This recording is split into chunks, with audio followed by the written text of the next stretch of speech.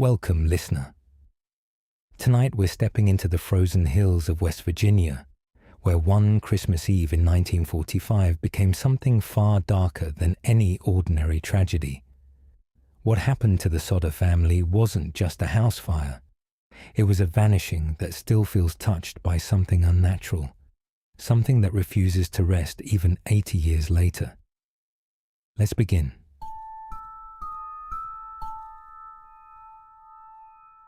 Christmas Eve 1945. The Sodder house sat high above the road like a warm lantern glowing against the cold Appalachian darkness. Inside lived George and Jenny Sodder, along with their 10 children. The younger ones were excited over new toys. Christmas music drifted softly from the radio, and neighbors later remembered seeing the lights on late into the evening. Everything felt exactly as a home should on a holiday night, until the night itself seemed to turn against them.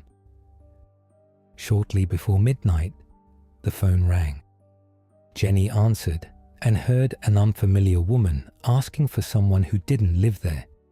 In the background, she could make out laughter and glasses clinking, but the voice carried an odd, distant quality that left her deeply unsettled. The caller hung up abruptly, and Jenny was left with a chill she couldn't explain. Around 1 in the morning, she suddenly woke to the smell of smoke. At first, she thought something had simply burned in the kitchen, but when she stepped into the hallway, the flames were already racing upward with terrifying, almost unnatural speed. George and Jenny desperately tried to wake the children. 4 of them escaped into the freezing night, but 5 never made it out. Maurice, Martha, Louis, Jenny, and little Betty.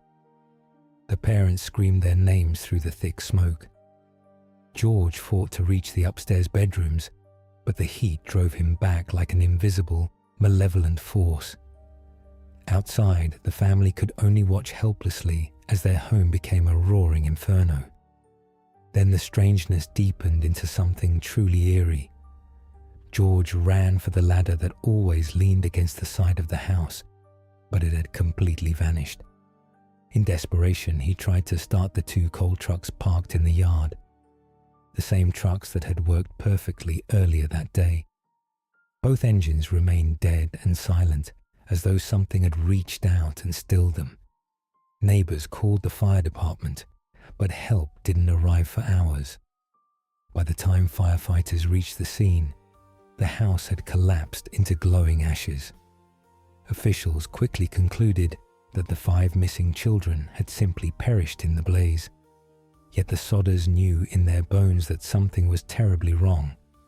Yet when investigators searched the smoldering ruins, they found almost nothing at all.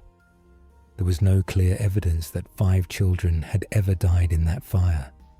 It was as if the children had been taken by the night itself. The mysteries only grew darker. A telephone repairman later discovered that the phone line had been deliberately cut before the fire ever started. Witnesses claimed they saw a man carrying the missing ladder away that very night. Other sightings followed. People swore they spotted the children the next morning traveling with unfamiliar adults. A waitress at a roadside diner insisted she had served breakfast to children who matched their descriptions exactly, as though the missing ones were still moving through the world just out of reach. Some believed it was revenge against George Sodder for speaking out against Mussolini and fascism, possibly carried out by dangerous forces connected to Italian criminal groups in the coalfields.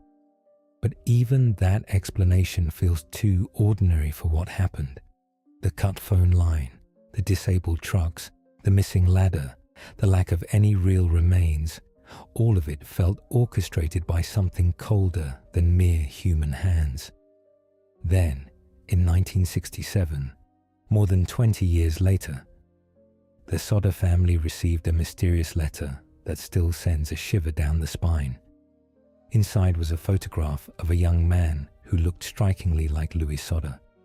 On the back, written in careful handwriting, were the words, "Louis Sodder, I love brother Frankie."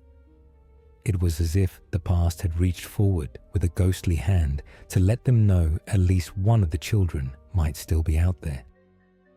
George became convinced his children had not all been lost to the fire. He spent the rest of his life searching, guided by that single haunting image. To this day, the disappearance of the Sodder children remains unsolved. Some say they died in the fire and the chaos simply hid the truth. Some claim it was the hidden feral people of the Appalachians looking for new members. Others believe something far stranger took them, that on that frozen Christmas Eve, the veil between this world and the next thinned just enough for 5 children to slip away into the shadows. The Sodder family spent the rest of their lives searching for answers that never fully came.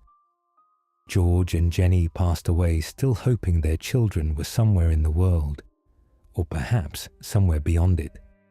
And in the hills of West Virginia, people still whisper about what really happened that Christmas Eve in 1945. Was it a tragic accident? Or did something darker, something that still watches from the tree line, steal those children into the night?